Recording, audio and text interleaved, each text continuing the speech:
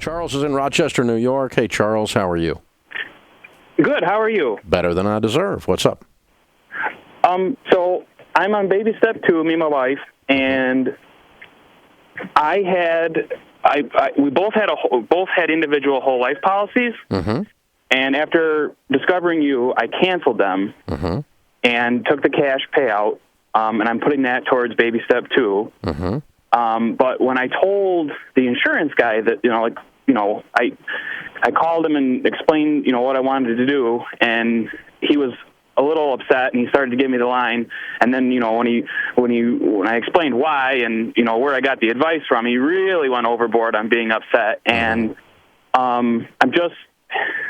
he just got so upset, and I just want to make sure I did the right thing, A. And B, I have my disability policy through him, and I have a term life policy through him as well. And I said, I'd still like to stay with you, but he said he'd reach out to me later or have his assistant or someone, and I don't know. He was just kind of rude about it, and I go into a restaurant. I go into a restaurant and I say, it's a steakhouse, and I really don't want steak. I'm going to order your salmon.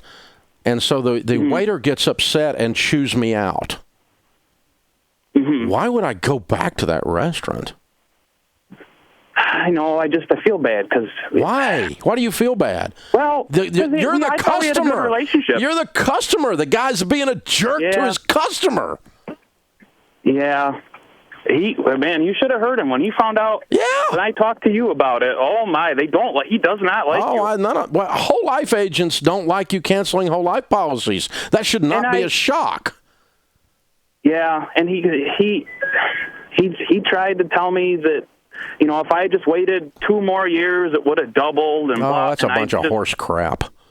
And so, listen, but you're a nice person and you don't like conflict, but you need to think about what just happened to you. You're the customer. Yeah. And your company that is yelling at their customer. They're upset with their own customer. That's absurd. Yeah. I don't care what you do. You do whatever you want to do. You called me, and number one, yes, you did the right thing to cancel your whole life. And always make sure you have the proper amount of term insurance in place before you do that. I told you that before, right?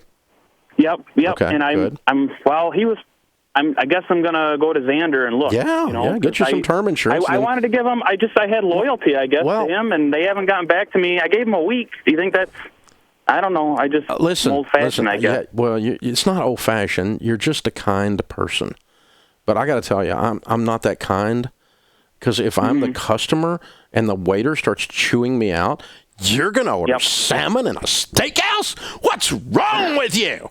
Well, what's wrong with me is I made the choice to sit down at your table and stay in your place so you can take this whole place and stick it in your ear, and I'm walking out of there. I can't. There's no way I'm doing that. I'm not putting up with somebody with an attitude. I'm not putting up with somebody with an attitude that's taking my money. Yeah. So I want to say one more thing. Sure.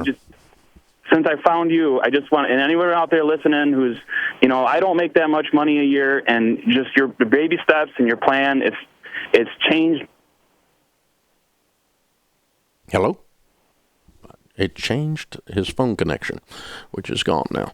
So, by the way, there are 2 different insurance companies that we have found in the last 30 years that actually teach a class called intimidation selling, where they treat you like crap, and you feel so put down, and you feel so much contempt if you don't go along with their plan that you buy. It is an actual sales technique. It's one of the more grotesque ones I've ever seen, but it's an actual sales technique.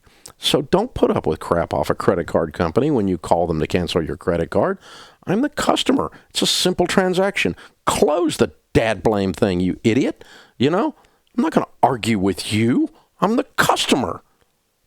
I called up being kind, but you're going to be unkind to me?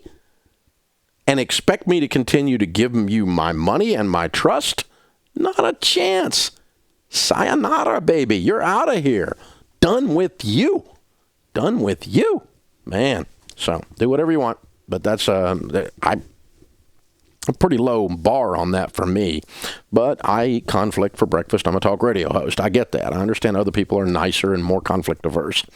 But I'm extremely loyal. But it ends when you start treating me like poop.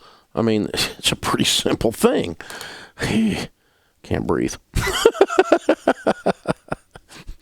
He probably told him all those lies. These whole life guys, they just make up crap. Jeff Xander and I get together and have dinner. We have laughed so many times at how many times he hears at insurance conventions and how many times I hear on the hate chats that are out there on Dave that I own Xander Insurance, or I own a portion of Xander Insurance.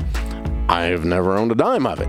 Now, he does give me money for endorsement because he buys ads here on the air, but that's been happening for 20 years and pretty successfully, I might add. But,